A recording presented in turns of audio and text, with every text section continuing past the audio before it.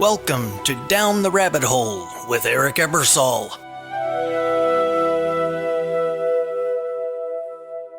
Picture this. You spend a week researching the best note-taking app. You switch 3 times and still can't finish a single draft because you're reorganizing settings. Sound familiar? Short pause, welcome to Down the Rabbit Hole.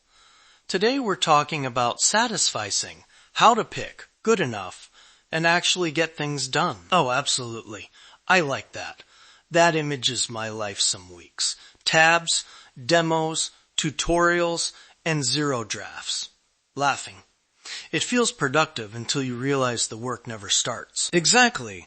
And we want to make these 7 minutes count. Here's the deal. 3 simple moves, 1 short experiment you can try now, and a few red flags so you don't mistake speed for sloppiness. Wait. 3 moves? Aren't we trying to keep it even simpler? Fair point. Think of them as pick, test, iterate. Short, sticky, and actually usable. Pick is a real choice with a threshold. Test is tiny experiments. Iterate is small improvements instead of perfection up front. Pick, test, iterate. I like that. Short and memorable. Let's start with pick. Set an acceptability threshold. Don't ask, which option is perfect? Ask, what outcome will tell me this is working? For learning, a threshold could be, I can explain the basics to someone in 10 minutes.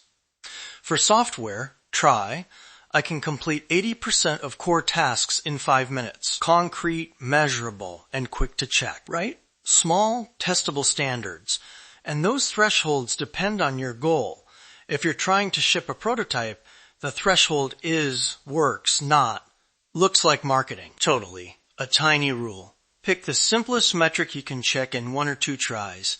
Time to first use, ability to explain, or can you complete a representative task? Those stop endless tweaking and get you moving. No way.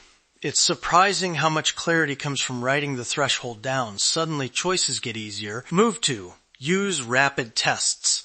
Don't research forever. Validate fast. 3 tiny experiments we recommend. A 5-minute proof of concept, a 30-minute skimming test, and a 1-week trial. Each gives different kinds of signal. Curiosity, usability, and habit. Quick example.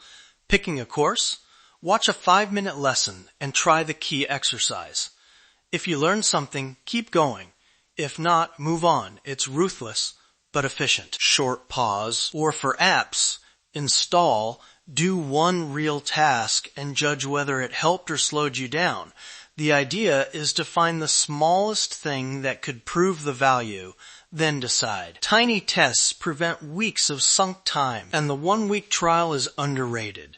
Use something for a week and you'll see real patterns, not just shiny features. If it helps, keep it. If not, switch. Iteration beats perfect planning for most everyday choices. That leads into move 3. Iterate rather than optimize up front. Start with something that meets your threshold, then improve in small cycles. The common trap is spending huge energy optimizing the first pick when a later tweak would do the job for far less cost. I'm with you, but curious, there's a moment where iteration won't cut it. If you're building critical infrastructure, you can't just iterate your way to safety. Absolutely. Good push. Experience shows the rule. When the cost of failure is high, or when decisions scale to many people, slow down and optimize. For small personal projects, iteration is usually the faster, safer path. So here's a practical cutoff. If a mistake could harm safety, cost a lot of money, or affect thousands of users, pause and analyze. Otherwise, pick something that meets your threshold and iterate. Scale and safety. Pause. Everything else, iterate. Perfect. That crystallizes it. And 1 more guardrail. Schedule reassessments. Satisficing can turn into complacency if you never look back. A calendar nudge after a month or quarter keeps improvement intentional. Okay, practical experiment time. I'll guide it with you. First, think of 1 small learning goal or tool you keep postponing. Got one? Short pause. Good. Now set a concrete threshold for that choice. I can explain the basics in 5 minutes, or the app must let me finish one task in 10 minutes. Keep it sharp. Start a 60-second timer. In that minute, pick the first option that meets your threshold. No more comparing tabs. Decide and commit to a 5-day trial. Ready? Go. Medium pause. How'd that feel? Often you're surprised at how quickly a viable choice appears once you stop hunting for perfection. Usually it shows that the real friction was indecision, not lack of options. Wow. See? Even that tiny push helps. And if the 5-day trial tells you it's not working, you learned fast and lost very little. That's the win. A few quick tips before we close. 1. Write down your threshold so it doesn't drift. 2. Design micro-experiments that give clear yes-no feedback. 3. Set reassessment dates so Satisficing doesn't become settling. And pitfalls. Don't confuse busy work with progress. If choosing tools keeps you from doing core work, it's not good enough. Also, challenge the story. I need perfect. It's usually fear in a suit. Try the experiment and let evidence rewrite that story. Quick recap. Short and sticky. Pick a threshold. Test fast. Iterate. Pick. Test. Iterate. Those moves work across learning, software choices, and small projects. Pick. Test. Iterate. Try the 1-minute experiment we walked through. Pick something. Set a threshold. Commit to a short trial. Tell us how it went. I bet you'll get more done than you expected.